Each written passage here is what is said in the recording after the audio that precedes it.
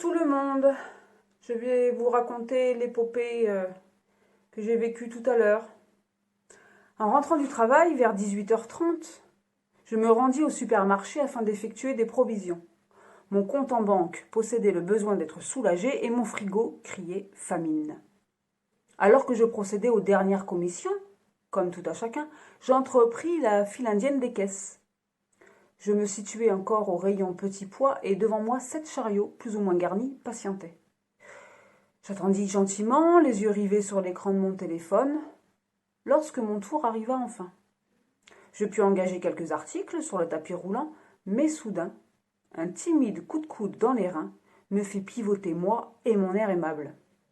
Je m'en retournai et continuai de glisser mes achats lorsqu'un second accroc engendra dans ma considération un regard tellement hostile que même Mesrine aurait éprouvé de la peur.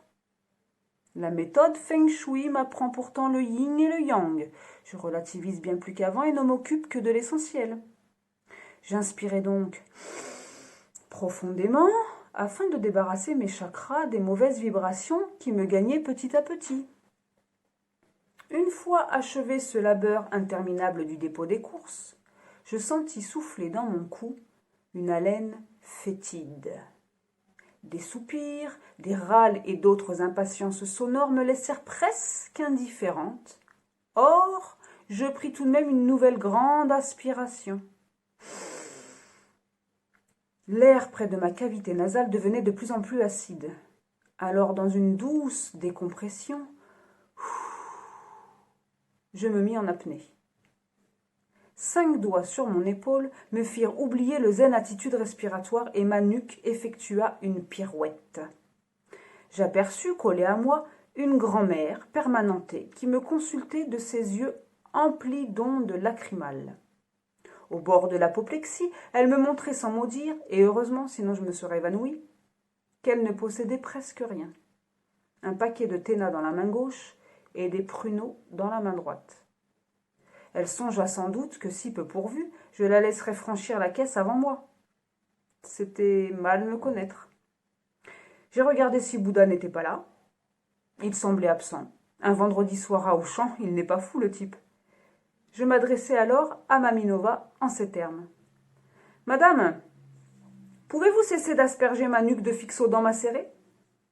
Comme toute personne âgée insomniaque qui se respecte, vous gisez debout aux aurores, n'est-il pas ?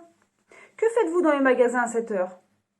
N'y a-t-il pas l'émission Question pour un champion diffusée en ce moment sur votre poste de télévision ? Je la plantai là, ici, pantoise, son dentier muet tremblant, et saluai la sympathique caissière, témoin de toute la scène, en ajoutant « Ah, c'est vieux, ils ne respectent plus rien, pas même les gens qui travaillent. Tant pis pour le yin. » Demain, elle reviendra pendant la cohue du samedi, afin d'acheter du papier WC, car avec les pruneaux, vous m'avez comprise. Tant pis pour le yang. En rentrant, j'embrasai une bougie, fis brûler de l'encens, priai pour l'araignée d'hier et pour que toutes les Miss Bigoudi la rejoignent promptement. Voilà, c'est terminé pour aujourd'hui. J'espère que vous avez aimé mon petit texte. À bientôt.